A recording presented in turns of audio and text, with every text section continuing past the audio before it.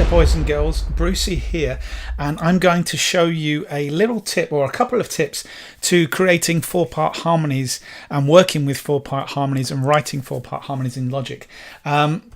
This is if you're doing orchestral writing, and what I've done here is written a very simple little 4-part piece for violins strings.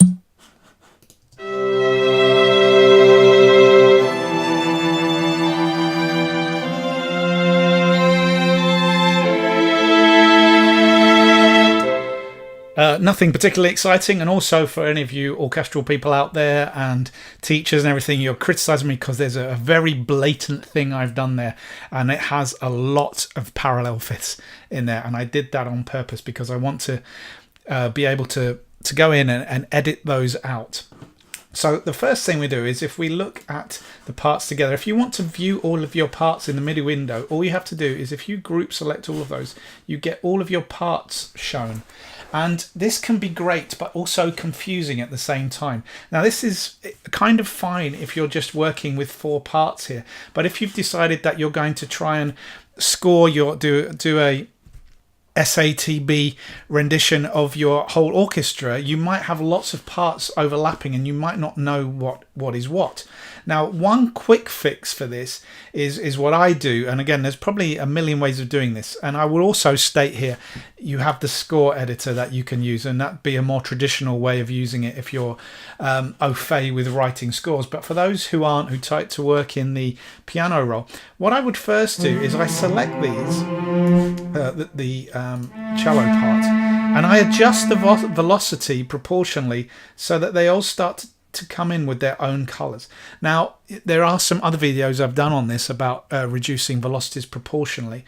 If you've played in a part and you are really tied to the performance and the dynamics, then I would advocate doing this and then returning it to the value it was before.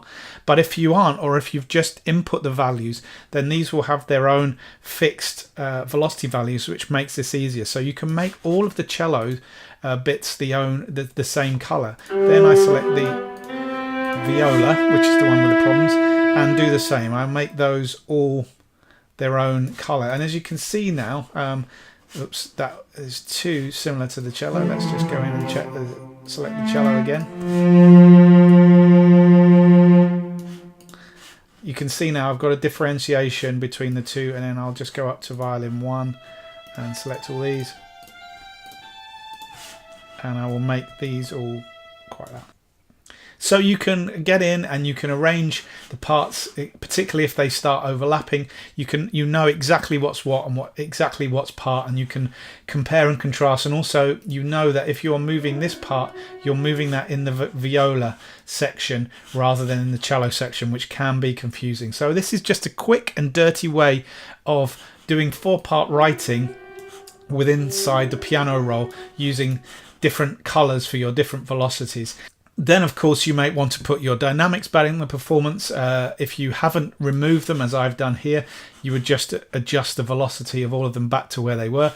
If you've done this and you've done it with fixed velocities, obviously there is the option here to go into randomized velocity, and you select a range of velocities that's far too wide in the kind of parameters where you want to keep them. So we want it quite soft. So here we've now created unique velocities for the notes, so making it a bit more dynamic, if that's another way of working. Going back to the original piece now, I can go in and fix some of those fifths. I've just messed this up, but I can go in and let's say I want to have we're in C, so we've got C, we've got another C, and we've got an E, we need a G, so I'm going to put this on a G here, probably quite high up. It's quite a big gap, but I might bring that down. That's probably too close to the G there. It's going to sound all in the bottom. So I'm going to put my viola there on E, and I'm just going to bring this down to G. And again, this is helping me see where my parts are. This is another G in the what was the viola part, but I think this would work well in the cello part. So this is a D here. So I'm going to take that down to a D with my viola, sorry, and I'm just going to put this on a G, and let's just delete that out. and make that, and see how we got it.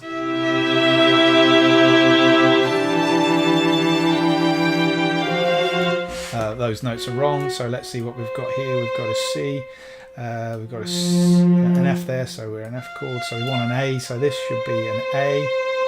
We should have an A floating around. What I might do, let's look at this, I might take that down to a C there, and I'll bring this up to an A. And I'll make that an A because that's what it was there. So we've got a very minimal flowing part there, and we've got this counter motion going on in the cello and the viola. Let's have a quick listen.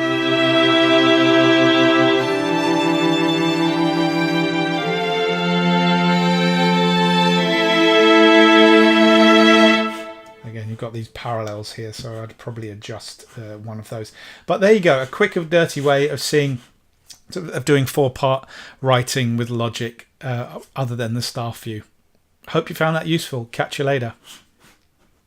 Hi there boys and girls, Brucey here. Thanks for watching this video. I hope you found it useful. If you're a guitar player, please do check out my guitar creativity book. You can see a link here. It's packed full, jammed full of different types of lessons which are going to get you thinking outside the box, thinking differently about the guitar, thinking about your approach to the guitar. Very much in line with some of the lessons I've got on my channel, so please do check out the book. And if you don't want to check out the book, then click subscribe and get more free content from me. Catch you later.